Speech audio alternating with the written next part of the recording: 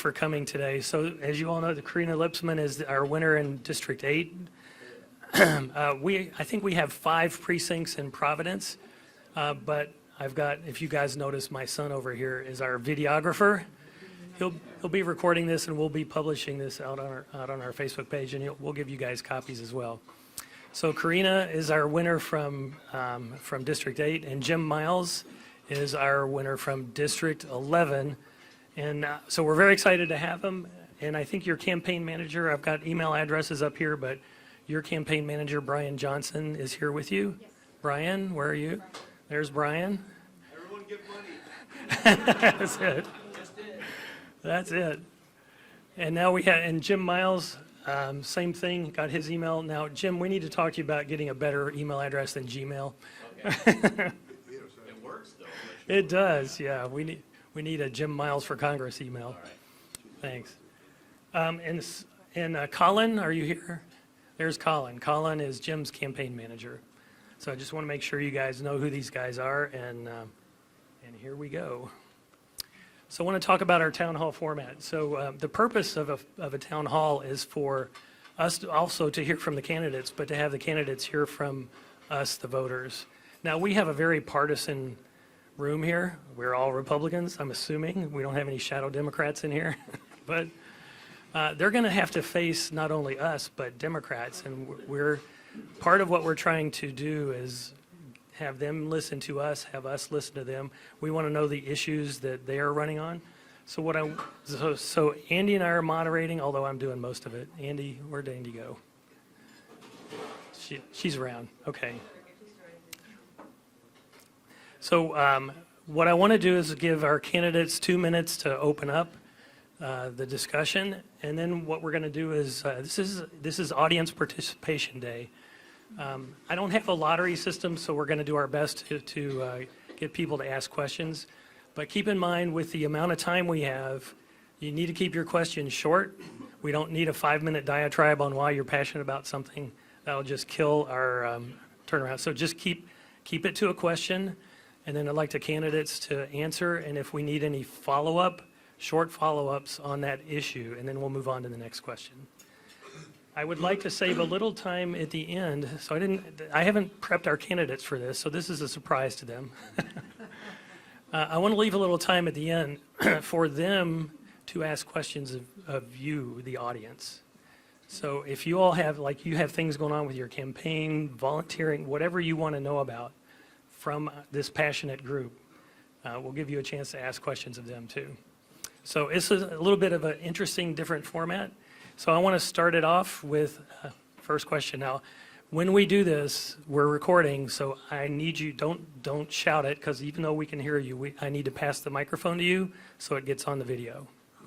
All right, so first question. Anybody? All right. State your name.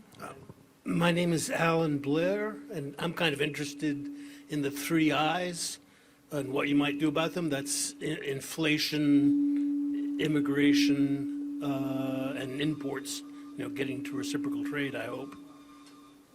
Sorry, what was the third one?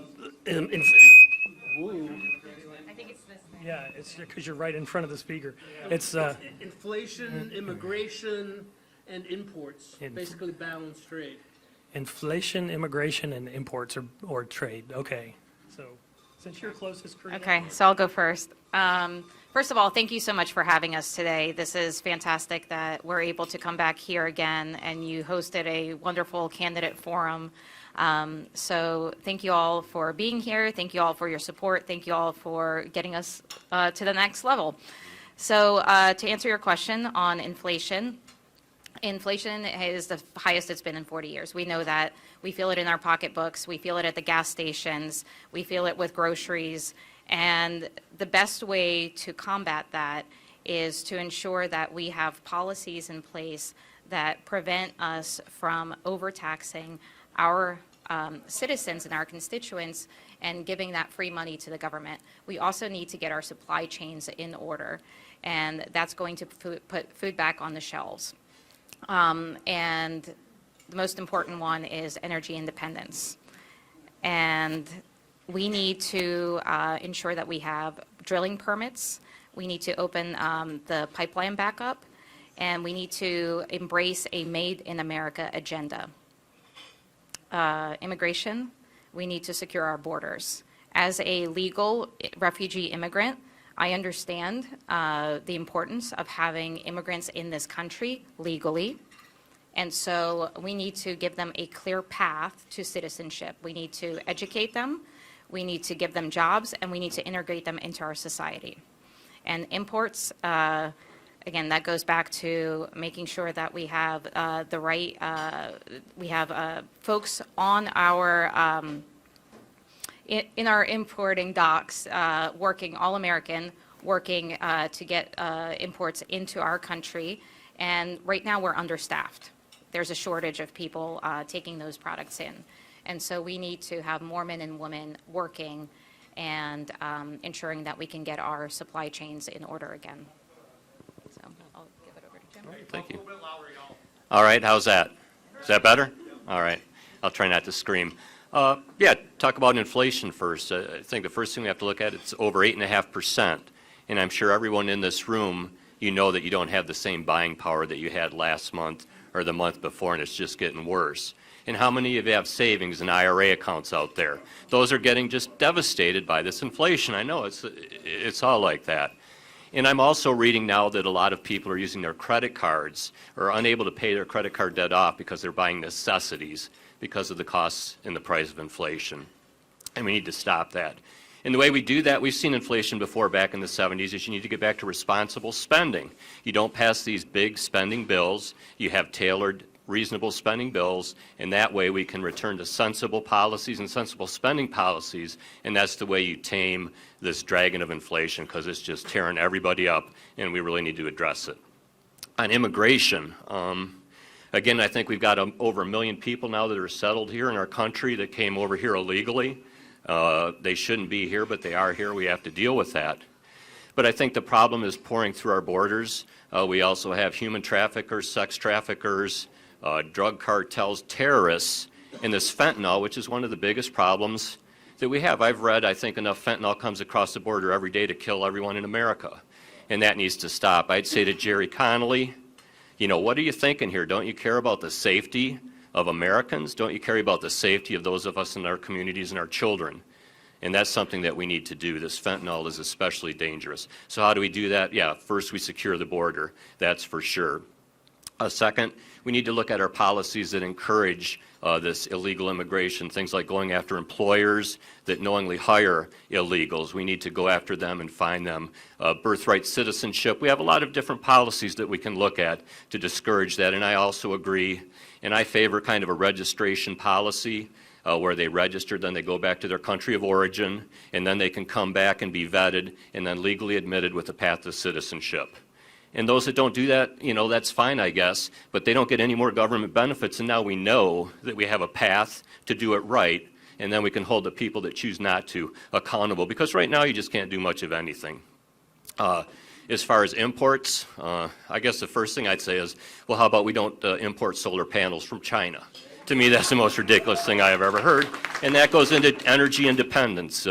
We've lost our energy independence for absolutely no reason other than this radical left mob that wants to destroy our fossil fuel industry. And we all want a clean planet, there's no doubt about that, but there's a sensible and common sense way to do it.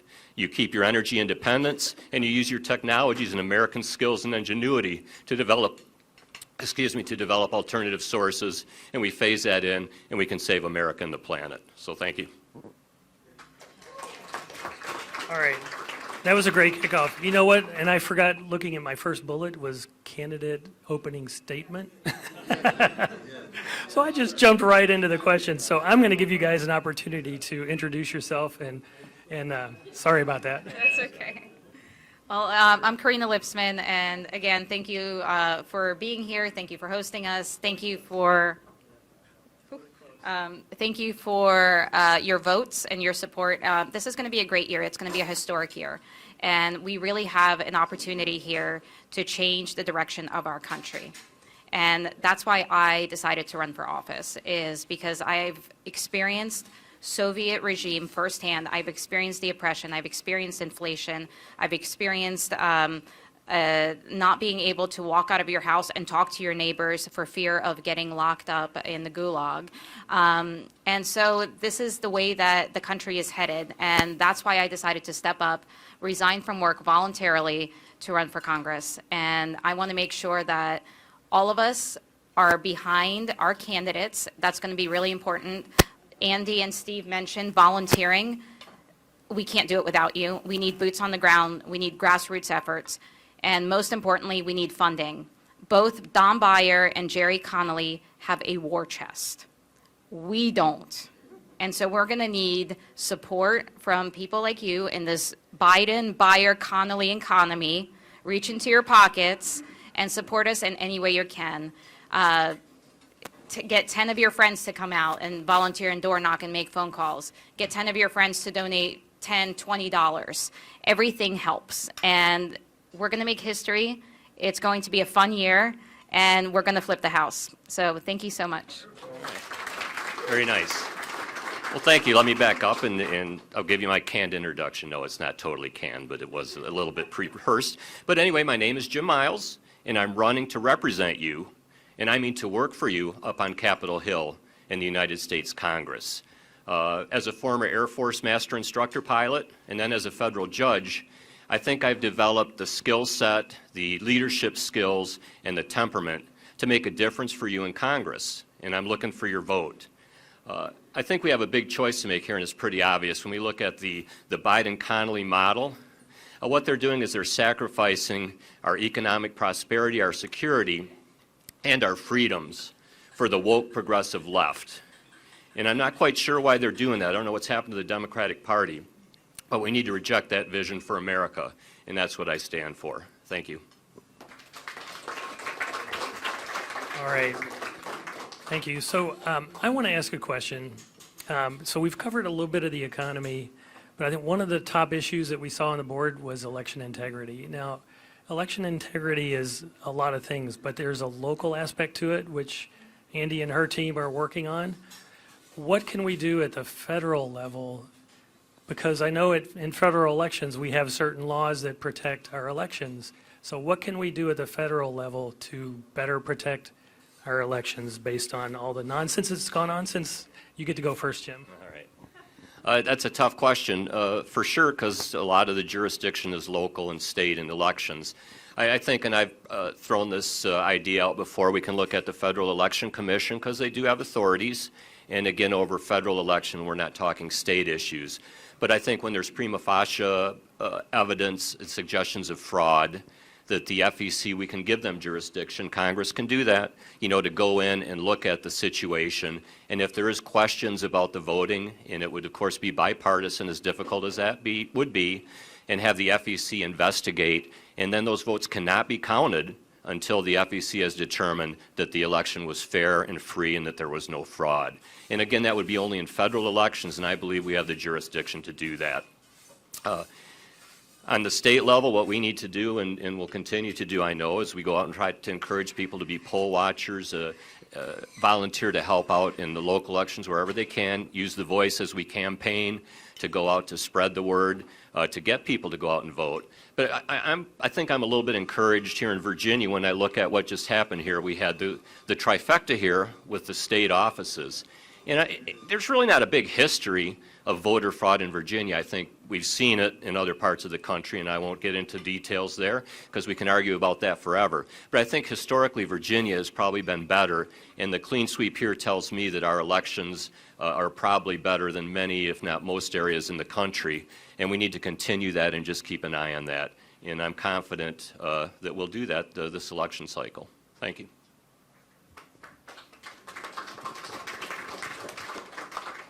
So I agree with Jim, but I think there's two facets. There's the spending, and then there's the actual voting. And so Jim mentioned the FEC, and so we have to follow the money. Where is the money coming from?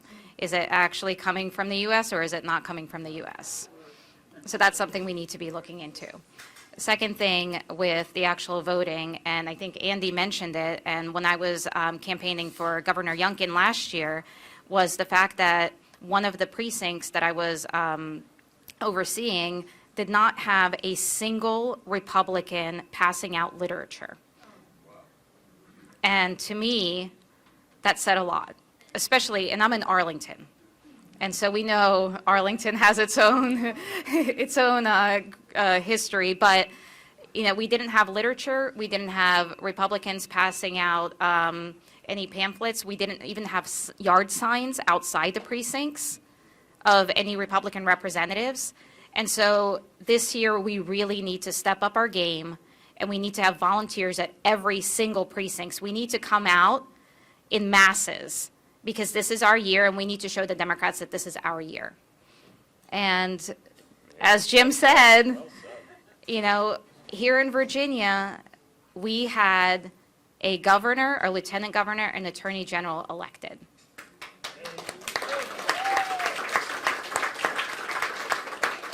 So we're going to continue that trend, and with your help, we'll make sure that voter integrity remains integral. English is a second language, y'all have to remember that. All right, thanks. Hey, so one follow-up on that. One of the things, I did research, and I don't have the laws in front of me, but there are federal laws on the books on what defines election fraud. My question, and as a follow-up, is one of the things that we've seen is these non-governmental organizations and nonprofits throwing money into Democrat precincts. Is there a way at a federal level we can stop that? Well, I think that goes back to the FEC and following the money. And, you can go to Open Secrets, you can go to the FEC website. All these websites are public. And so you can follow the money, and I think it's up to the federal government to really make sure, they look at where the money is coming from. And so we know, and, whether it's folks that want to take down America outside the U.S. That are funneling money in different ways, or the way that we operate from just a transactional perspective, and that's how we get the money in, especially into the Democratic primaries. We need to make sure that we're looking at who it's coming from, five different histories back, and I can go into technology, and we can use blockchain to figure this out. But I think we can definitely make sure that we're following the money, and that's really the best thing we can do. Yeah, I think what you're referring to is all the money that poured into these precincts, and it all went to the Democrat, everything to get out the people to vote. And I think the way to potentially address that is maybe legislatively we can look at limits on that type of funding from private sources, even to PACs, to what actually affects the voting of people, not necessarily the messaging. So I think, there's protected speech as messaging that has the highest level of protection under the Constitution, but these actual get out to vote efforts might be a different distinction under at least constitutional and legal parameters of what kind of restrictions that we can put on that. And I think that would be very important. I think publicity would be another important tool to maybe require more disclosure, because a lot of this was dark money. We're just all reading about it now, and it all happened and it was done. And so full disclosure and transparency, we hear it all the time, but we need to see the transparency. I know that's kind of a repetitive there, but it's very true. And I guess probably the last thing that we need to do is maybe look at making these in-kind contributions to candidates that are running in those districts. And I know it's difficult in these election years. We have limits, and that's why we're always, I don't say begging for money, but pleading for money, because there's such a small amount that people can give. And I've heard from people much smarter and wiser than me that that's how the incumbents have designed it. So in these election years, you can't raise a lot of money. I try not to be that cynical, but I tend to believe that one for sure. So that's what we really need to do, is maybe make that in-kind for candidates that are in those districts, and that would put a hammer on how much they could spend in there, because it's just not right to use that money, and it's dark money. We all know that. So thank you. All right. Anybody have a question you want to throw up to the candidates? What's the cap? Microphone. What is the maximum amount someone can give to a campaign? I don't know. I don't know the answer. $2,900 per individual, $5,800 for a couple. Children over the age of 18 and older can give $2,900 as well. and PACs can give $5,000. And I think businesses, if it's not a corporation, I don't think corporations. That's what I'm always afraid to do this. I need to call Tim because he's our FEC expert. But I think corporations cannot give anything that they're. But I think like a private businesses, they can do the 2,900 as well. So if you own a business, anyway, I don't want to guess on this, so I'll just say that's the level of my knowledge on that. I hope that's helpful. 2,900. Yeah, big number. All right. Who has a question about education? I'll just prime the pump here.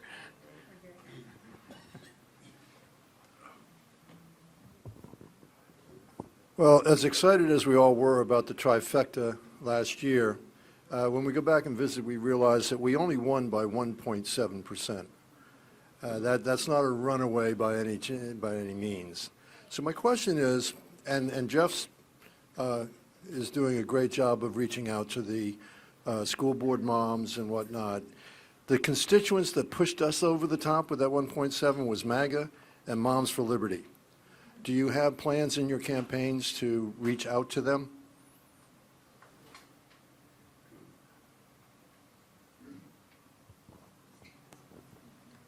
You get to go first again. I'll go first. It doesn't matter. Yeah, those are both organizations, and we're in the process of reaching out to them. We want to get them on board. But I think, and you alluded to education is probably the biggest issue, or one of the biggest issues, and I think that propelled, the big wins for our party in November. And I look at Fairfax County, we've lost almost 10,000 students, people just dropping out for homeschooling. I mean, that is really, really scary. And our test scores down 10, 20, 30%. And those are just kind of conservative reasons. And so we need to change that because our children are suffering. And what's our solution? Well, we bring in these woke, leftist, political activists who don't even have children in our public schools. And they're developing and implementing this agenda and curriculum, and all it does is indoctrinate politically and sexualize the youngest and the most impressionable children in our communities, and we need to stop that. And that's why we need to get parents involved. I think parents are the primary caregivers, the primary educators for their children, and I think they have to take the lead. And I think that our laws and our Constitution recognizes that parents have this fundamental right to control their children's education. So we need to hold these woke school officials at every level accountable.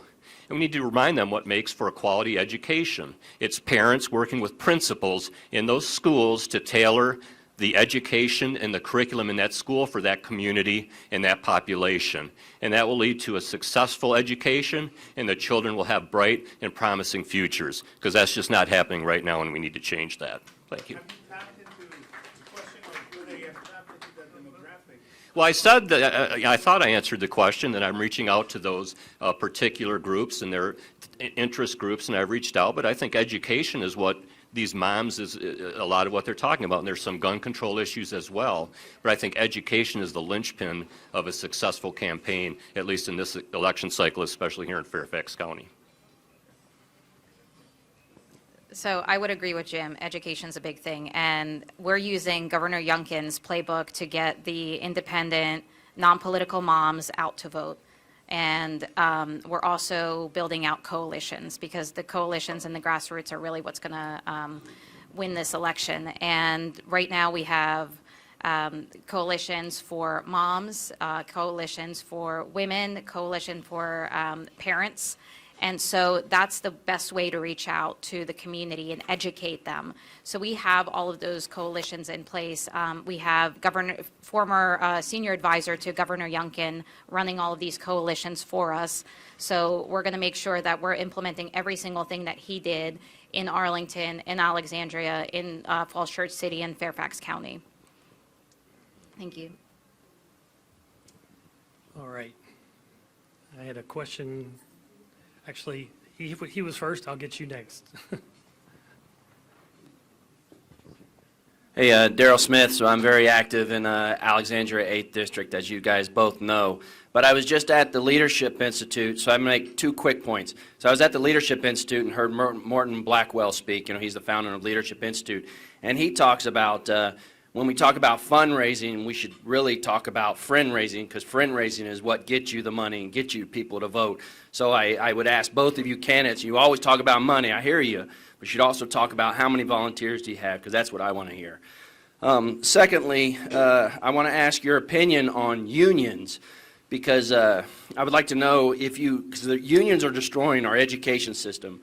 And I will tell you in Fairfax, for example, the rain tax, that is supported by unions. So would you be willing to sign on to the Right to Work Foundation's individual right to be exempt from being forced to sign up to a union?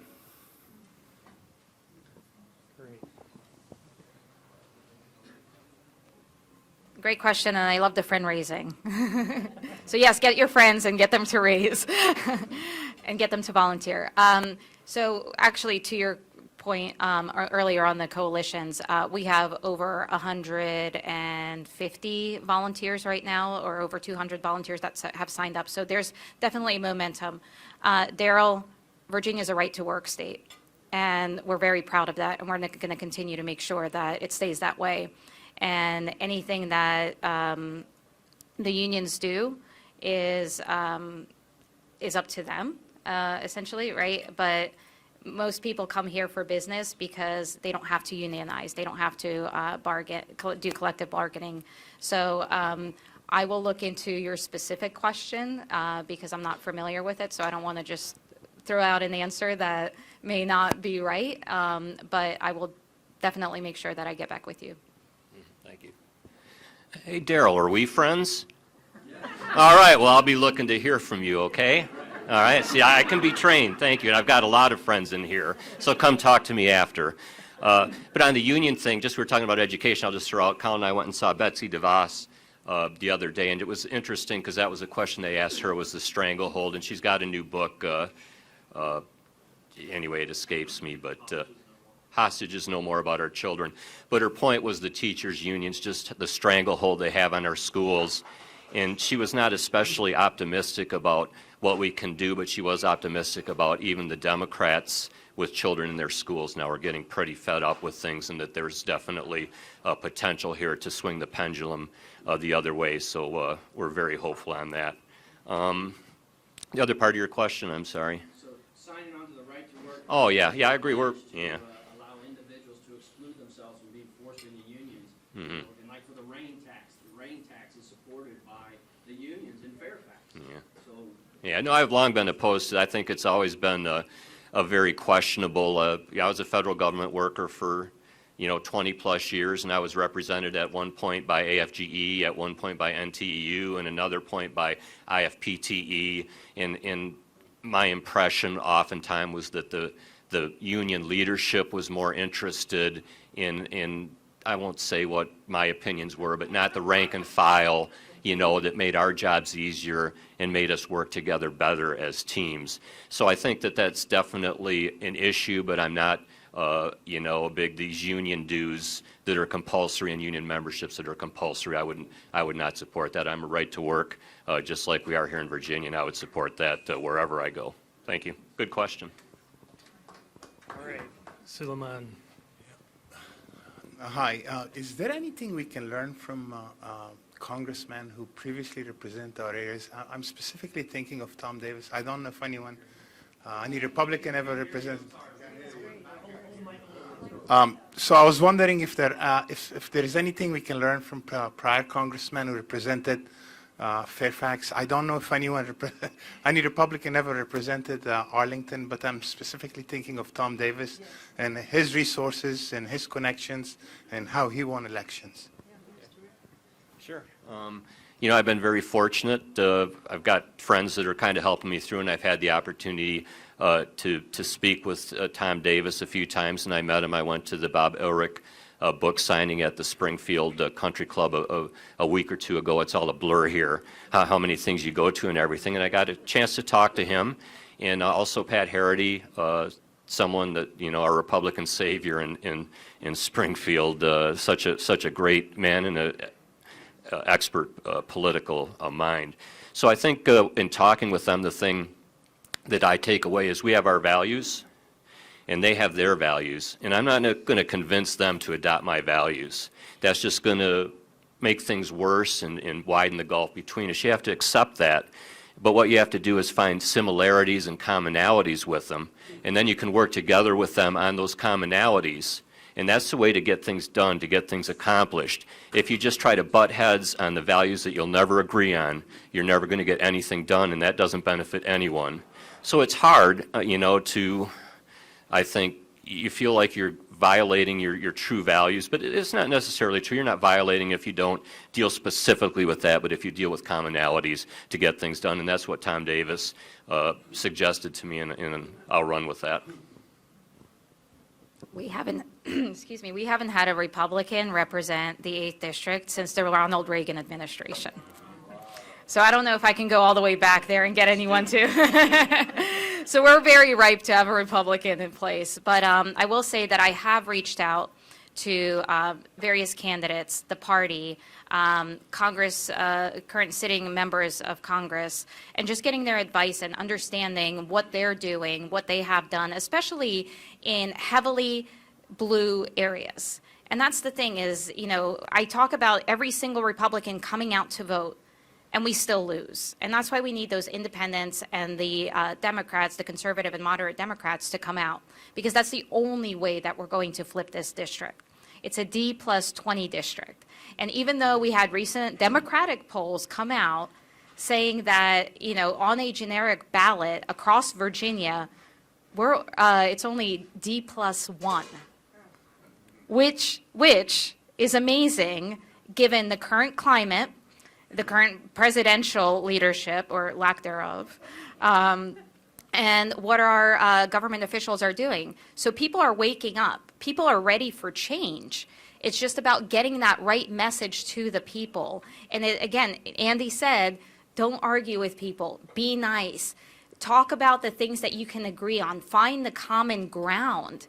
Because ultimately, that's what's going to inspire those independents and conservative Democrats to switch sides and vote for a Republican. Because otherwise, they're just going to be like, oh no, Republicans are, all they want to do is prevent me from doing this or prevent me from doing this.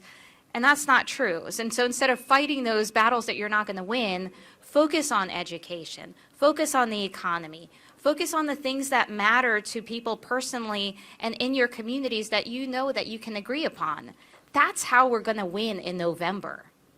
So, thank you. Awesome. So I just want to also say, I was at the meeting with Tom Davis and Bob Ehrlich, and one of the things that stuck with me that they both, and Tom Davis in particular, said, he first went and knocked on doors and said, I'm going to lower taxes, and the door slammed. Then he started asking when he would knock on a door, what issues are you facing now? He started listening to his constituents, completely changed his message, and has won ever since until he decided to retire. So it's an interesting approach. The percentage of Hispanic Americans voting Republican continues to increase and increase. As you can see, the Attorney General is Cuban American. I'm Cuban American. So I had the Russians you are from Ukraine, right?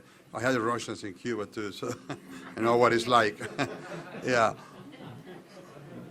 But considering that, I don't know if you are familiar that Soros and a group of financiers are buying all the Hispanic, big chain Hispanic station, radio station, and some of the, especially in Florida, their TV stations. That could be a problem. Is there anything you can do to reach to the Hispanic Americans in this area? There's a lot of them, and what can you do for that? Great question. Jim, you get to go first. Sure. Yeah, it's a difficult question for sure. The Hispanic community is very important, and I know we have the Latino National Republican Coalition. They just had an event the other night that we attended, and they're certainly a very important group. And like we talked about earlier, maybe this dark money, to try to find some way to regulate that better. I don't think that's anything you and I can do as candidates, but we can certainly try to publicize and run with that issue. But to me, the big thing is to reach out, advertisements, and I know, campaigns do different things. We're going to try to target advertisements in Hispanic and Vietnamese. You want to reach out in the language that people can understand, because we all share the same values. That, our shared values are just such a strong bond between all the communities here in Fairfax County, but we need to get that message out, and that takes months. I'm not going to go there, but no, that's true. So we are reaching out to the Hispanic community, and to me, the emphasis has to be on our shared values. We all share faith and a commitment to our families, a commitment to our children, a commitment to education is especially strong in certain communities, and that's what we need to focus on, because we're all Americans and we really all have shared values that are common among all of these different groups, and that's what we need to stress to win in November. Thank you. Absolutely agree with Jim on that one. Having gone through the same thing as you have, I understand the life struggles and the life paths of these communities. And I think having a candidate who's able to have those conversations of, I grew up on food stamps. I grew up in low-income housing. I came here not speaking the language. I went through the Baltimore public school system. I put myself through college. No one handed me anything. No one helped me. It was just me doing it. And these communities, that's why they come here. That's why immigrants come here. That's why so many people come to America and so few leave America, is because of the opportunities. And if you can deliver that message to those communities, and that's powerful because they can relate to you. I represent you because I am you. And that's powerful for them to hear because they haven't had that. They have not had a representative who looks like them and who's and who's able to connect with them in that same manner. And so almost 47 or 48% of the 8th district is either immigrant or minority. And those are the communities that we are going to be focusing on with these coalitions. And these are the communities that are going to benefit from the message and benefit from the messenger. So thank you for your question. I'm really sorry about Oh. Okay, we have 15 minutes left. I want to give Rob Dick just a few minutes, and then we're going to go to candidate questions for the audience. Yeah, thank you. Whoa. Thank you, Steve. I'm a board member of the Fairfax County Taxpayers Alliance. The organization is dedicated to be a force against excessive property taxes and a force against excessive government spending, primarily here in Fairfax County. I won't take any more time, but I do have a bulletin here. If you're interested in learning more, feel free to come talk to me. I'll give you a bulletin. You can also join. Our dues are very low, $10 for the first year as an introductory membership, and then $25 annually afterwards. So again, my name is Rod Dyke. My wife Joyce. Feel free to stop by, and pleased to hear from the candidates here as well. Thank you. Thank you, Rod. Yep. I have a question for you guys, you candidates. I don't know whether Don Beyer did a debate last time, but I don't believe Jerry Connolly did. And I think it would be great to get them to do at least a debate and somehow to link your names with them and show the people out there that you're running against them, because they just think they own it.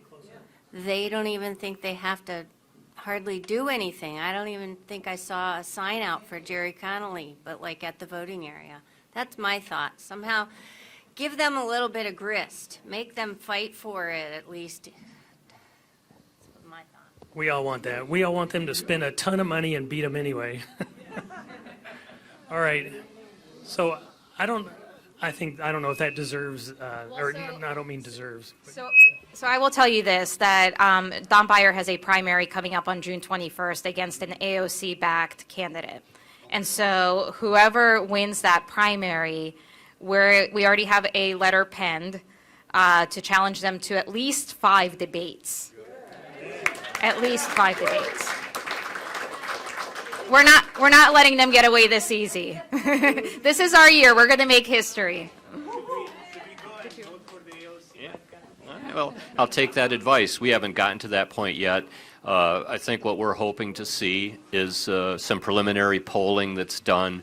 And the bottom line to me is Jerry Connolly, if he feels threatened, and I think he will and should be, just because of what we're seeing when we're going out there and what's happening in the country, even in a heavily Democrat area, I think he has cause for concern.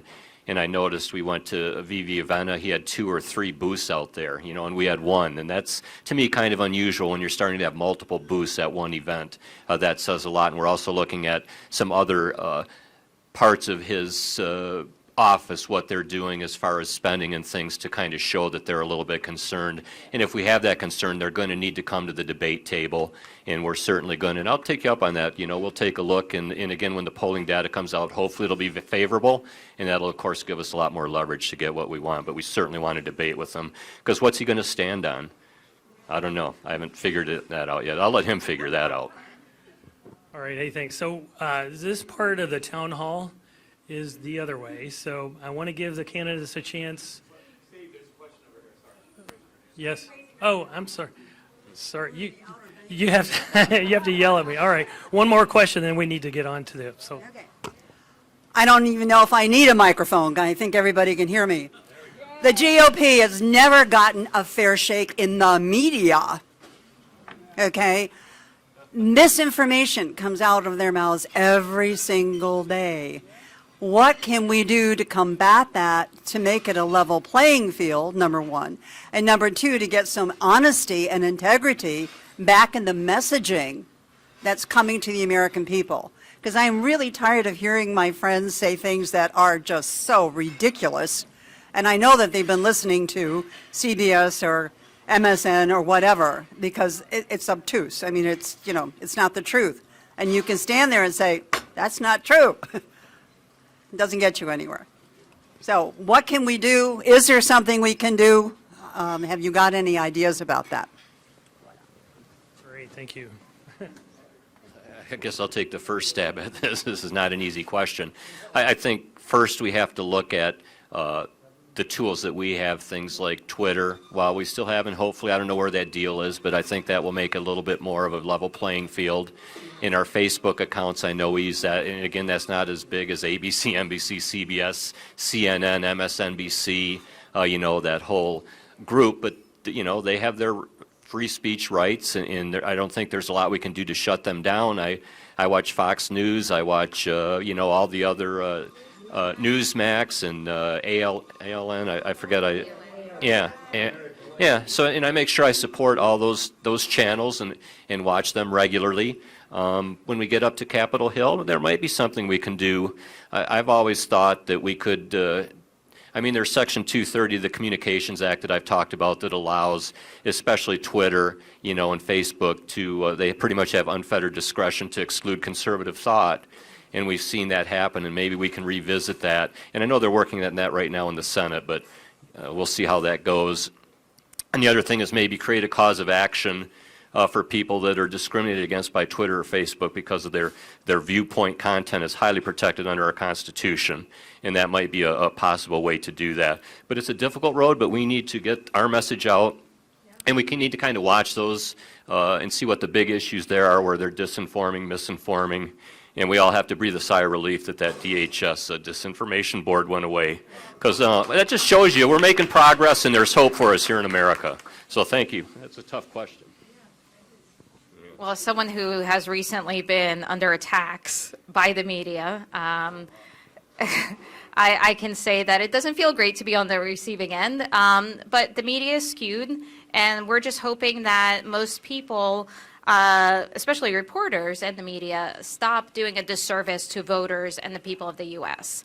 And so there's definitely a lot of great news media outlets, and Jim mentioned a few, and those are the people that we want to be working with. But at the same time, there's got to be a greater amount of education across the board. And that's where I think grassroots is so important, that we continue to educate our friends and family and our neighbors and our communities with the proper messaging, because that messaging ultimately gets to those news reporters. We live in an area where we're so close to DC that we have politicians, we have celebrities, we have news media reporters, we have journalists, we have all of these professions that live here in our area. And the more that we get our messaging out, the more we're able to maybe convince them that, hey, why don't you actually take a step back, come to a realization that what we're saying could potentially ring true, and whatever you've been rhetoric you've been reporting on has been false. And we've seen that with CNN. We've seen that from firing some of those, the heads of CNN. And so a lot of people are waking up. And while I support the First Amendment and freedom of speech, I think there needs to be better communication across the board, across the aisle rather, in the political arena, so that we can actually get the right messaging out and educate voters and educate citizens on what's really happening. And it goes back to transparency. It goes back to accountability. And we need to hold these people accountable if they're reporting false information. Thank you. Okay, no more questions. Except from the candidates. So this part of the town hall is for them to give them an opportunity to ask questions of you guys on what issues are important to you, or things that they want to ask you regarding what they're doing with their campaign. So this is just open-ended. I hate that. Sure. I'll go first. I have a question as I stand up here. What suggestions or recommendations or advice would you have for candidates like us to reach out to people like you to help with our fundraising, to help with our volunteers?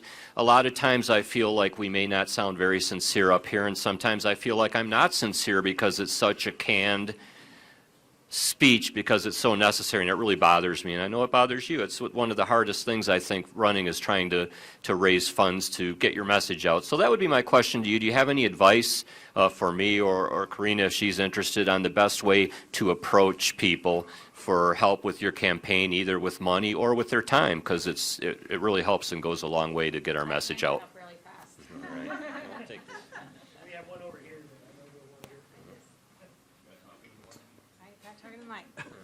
Quick question. Will you have an Instagram account, and do you take Venmo? A Venmo account? I have a Venmo account that's never been hit or used yet. So I think to answer your question, I think she's saying if you sort of put that message out there along with your talking points, then you'll get a little bit more response from your constituents. All I can say is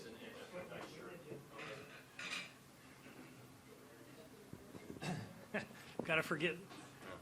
Gotta be on mic. all I can say is every communication I send out from my Gmail account, which we might visit the name on that again, it has, my Facebook, my Twitter, my website, WinRed, and maybe we'll add Venmo on there as well. But everything I send out has got that information on there, and so I do the best I can. And when like I said, but I appreciate your advice, and I'll add Venmo because I do have an account. It's just I haven't had a lot of action on that yet, but it's early. That's the younger generation. Mhm. You want to hit people up, you want to get campaign funds and find out door knocking or whatever, calls, people like, okay. Yeah.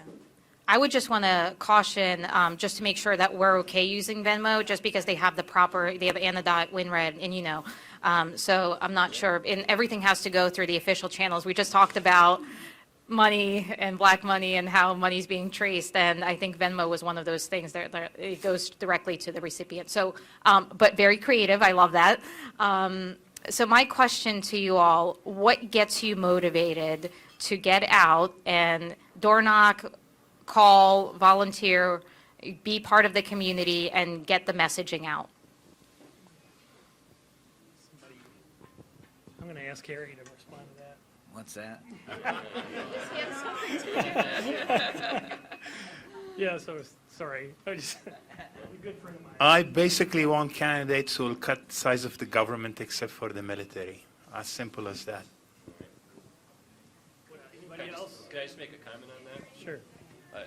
I just have to say, and while I appreciate and agree with you running in the 11th Congressional District where I don't know what percent are federal employees, that's not a message that's going to get me a lot of votes on Election Day. So you've got to go with efficiency, not reduction. That's been my advice and experience so far. But anyway, I appreciate the point. Did you? I want to address your first question.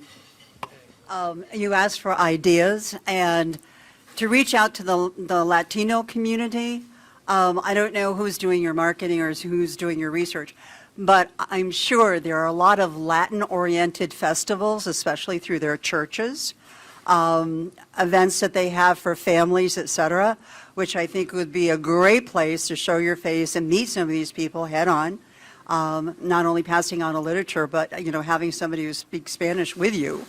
To make it a well-rounded presentation. So that's for not only the Latino community, but the Greek community. They're notorious for having festivals, at least in D.C. I don't know about Fairfax. I don't know about Virginia. But these are community things, and you're reaching a segment of the community all in one location. So that's one way to get your message out to mucho people. And I'm looking forward to getting bumper stickers for my car, because I think, you know, if you don't want to door knock, you don't want to do other things, you are a walking advertisement, and you're a driving advertisement. So there you go. We have more answers. I think it's important that you can't know where everything is going on. So you need to ask the people to let you know when there's an event going on somewhere, wherever, that you need to be at. So I'm answering whatever, the first question. Several years ago, Keith Fimian ran, you know, and he barely lost, and he made a lot of money. And he did it, he was one of my neighbors. He did it he actually just asked people for money. He'd call up a friend that, you know, he knew was well-to-do or whatever, and can you give me some support? And he raised a lot of money.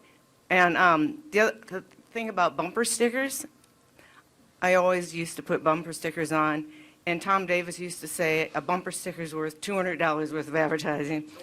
Yes, but I'm afraid to do it anymore because I'm afraid somebody's going to key my car.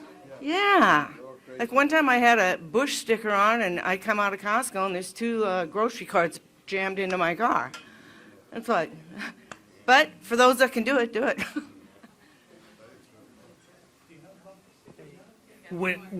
Actually, I just want to say something there. When you let them intimidate you like that, then they just won. So, you know, I put a Trump flag up on my front door.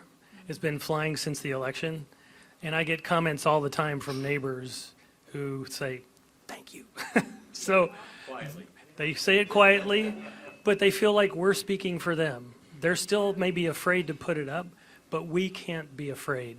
Well, I put signs in my yard because I want to educate the neighbors as to who to vote for. Yes, Because yeah. nobody else would do it. We all need to put the signs up. Hey, we all need to do that. Okay. Anybody else have, okay.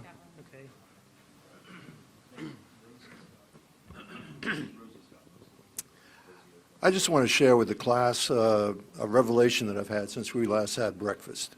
It was when we met all the candidates, and there was a wide berth of minority representation. And I'm about to contradict myself. I went and visited with everybody. I've been to a Vietnamese wedding. I've been to a couple of Hispanic ceremonies. And my suggestion would be, we need to stop calling them minorities. We need to start preaching the gospel of American exceptionalism. That's why they're here. That's why they came, for the future and their children. And I think if we amplify, and Jim, you did a good job of pointing that out, but amplify that. Because what I also heard was they call themselves the new Virginia majority. Okay? So it might be helpful to eliminate minorities and just refer to them as their distinctive characteristic.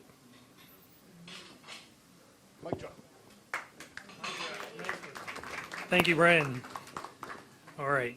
Anybody else have any great suggestions? Andy? I know you have a few suggestions for what they can do to get volunteers. What motivates people to be volunteers? So, first of all, like when I was a candidate, tangible asks, right? If I went in and said, I need palm cards, and 1,000 palm cards costs this, or I need 500 signs, and 100 signs costs this. People like to give to, they want to know how their money is going to be spent. They want to know how much an advertisement, a 30-second, is on WMAL. Also, I was told that 20% of your day, when you can't be door knocking or meeting, needs to be spent phone calling donors. That was the worst thing for me. I mean, that was like humbling, like I hated that. Volunteers, though, when you're at a meet and greet, you need to be asking for poll greeters, because this is a very blue, Providence is blue. I was lucky to get 40% of the vote. You can do it, but when you're talking Providence, you're talking 25 Republican, 75 Democrat. And it even kind of gets worse where you are in Arlington. But I went to soccer fields late at night, all Latino, all Hispanic, all Muslim. And you go to these places, and you go to bus stops, and you go to apartment complexes near Loman's Plaza, and you can find just people hanging out. And that's the part that you do need volunteers, but you need specific asks. You tell them, I need you here on this day to do this. And, you know, right now, if I said, how many of you are willing to door knock? Let me see a show of hands. Okay? How many are willing to show up at the Halloween parade and walk in the Halloween parade? And how many are willing to show up at Oktoberfest and Korean Festival, right? And how many are going to hand out sample ballots, right? That's the kind of thing, like, you have to be willing not to do just one of those for 2 hours and say, well, I handed out sample ballots. It just doesn't work like that. Not, especially in a blue district. But the left is giving us all the arguments. I mean, schools alone, immigrant, sanctuary city, gangs, right? That's the kind of thing, but tangible asks, and we need to be reaching out to our friends. Right now, the best thing you could do is for everybody in this room to host a meet and greet. Host a meet and greet. And then you go and you start it off, right? You take your check and go, and this is, and you have a basket, and $10, $20, but they're going to have their asks, right? Because they need to know how much. And you can say, the goal of our meet and greet tonight is to buy them 1,000 signs, right? Have a goal in mind and make it very tangible. Very good. Thank you, Andy. Okay, next question. What time is it, actually? Okay, I think that will, yes. All right, one more, and then we're wrapping up. It's 10:30. I just have a comment. I think it's really important how the candidates come across to people, like, and we have to know your names. Actually, don't know your names. So anyway, Miss 8th District person, you're very personable, and I think that's your strength. And you can connect very easily with people, and I think that's really, really good. And Mr. 11th District, you know, you're, yeah, I mean, we have to have somehow get the names out and get something to make it stick, too. You know, like Trump has his, you know, they're very good at branding, so maybe some kind of branding thing. But then you're very strong, you look organized, but you also have to be personable, too, where the regular person won't be intimidated by you. So I just think the whole personality thing and being able to reach to the common person is very important. And being able to just talk about things that they can relate about. Great. Hey, I do have a really quick question. Do you guys have like a campaign slogan? Have you, because a lot of times that is. Oh, go ahead. Go ahead. Working for you because I am you. And that goes to your point. I want that on a bumper sticker. Okay. I'd say so far as ours is going the distance with Myles, but we're working on that. All right. All right. Folks, thank you very much. I hope you all will give these guys a round of applause for coming today. And actually, I do have a question, because if we all want to donate, how do you donate? Do we write a check to you? How does that work? I can literally, if you guys have checks, I will sit here and write checks with you. If you have a mobile device, I can go securely online with you to donate. You can visit karinaforcongress.com. It's Karina, Karinafor, Congress.com. And there's a huge donate button. You can't miss it. If you prefer a check, it's made out to Karina for Congress. Thank you. Yes, thanks. Mine is pretty similar. I would just add, I've got a sign-up sheet right out there in front, and it's got cards out there and a palm card. You probably aren't as interested in that. But yeah, please give me your email address, your contact information. We can put you on that. Of course, if you want to write a check for my campaign after that would be great as well. And again, my website is milesforcongress.com. That's Myles with the Y for Congress.com. And it's got on there connections to Win Red and just about everything you need to donate, and also my contact information. I'm sure the more people we can get on our Twitter and Facebook, but those would be the big helps. Do you have something, Colin? Yeah. On every single palm card and business card is a QR code, so you can take your phone's camera, bang, it'll read it and take you right to the donate page. Simple. Mm-hmm. Thanks, Colin. All right. Something that she mentioned. So signs, T-shirts, business cards, I can talk loud enough. That all costs a lot of money. So $20,000 gets you 500 T-shirts, 1,000 signs, and 2,000 palm cards. So Don Beyer has $2 million. He's worth $124 million. I cannot underscore enough, this race is winnable. You've all seen Karina can flip this district. We need resources. That's all I'll say. Money and volunteers. All right. We have. If either of you want help shooting a TV commercial, I'd be happy to do that. I mean, I don't know what that would cost in terms of the price they would charge for a local station or something, but I'd be happy to help. Oh yeah, and he's an amazing videographer. So thank you so much. This is my son Coleman, by the way. Thank you for doing this today. All right. Yes. Yes. Oh, thank you. Because hey, if it's not on the PowerPoint, it doesn't exist. Here, let me have you chat about that real quick. Oh. Okay, so on August 13th, it's Saturday. Yeah, from 4 to 7, there's going to be a fundraiser at my house for Jim. And anyone's invited, whether you're 8th, 10th, whatever district, because we're all in this together. And we're just getting the plans started, but we will hope to have a couple hundred people there at least, maybe 300. So it's August 13th, a fundraiser.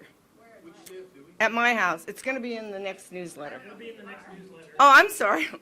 I am Rebecca Pick, and I live in Oakton. So.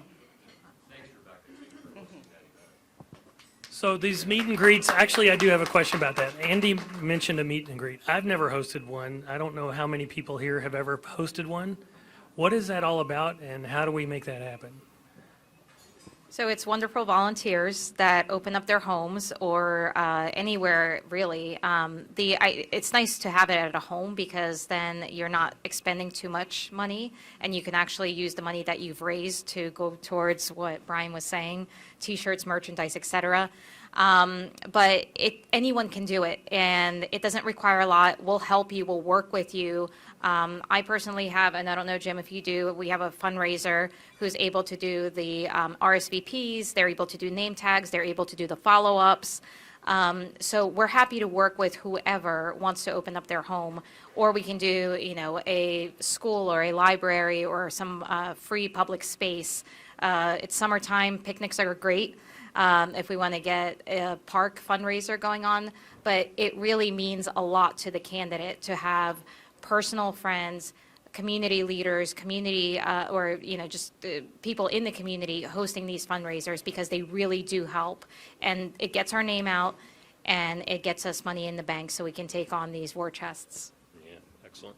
Yeah, I would parrot everything you said, and Colin says a lot. The thing I like about these, and we've had a couple in Nancy Crackover is kind enough for my campaign. She's organizing all the meet and greets. So Nancy Crackover, you can come talk to Colin or I. We can give you the email address. But what we like about these is we get a chance to meet people and listen to them. And we've talked about listening to people, what their concerns are. And you get in a smaller group like that.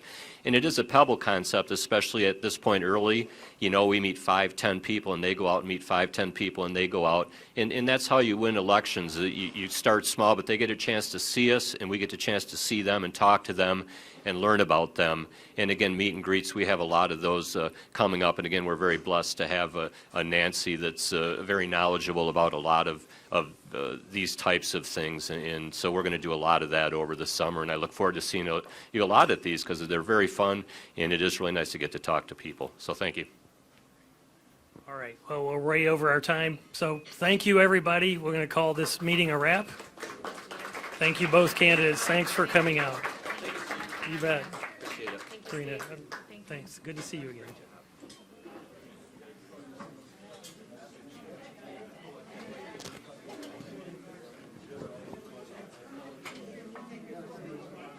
Brought that camera.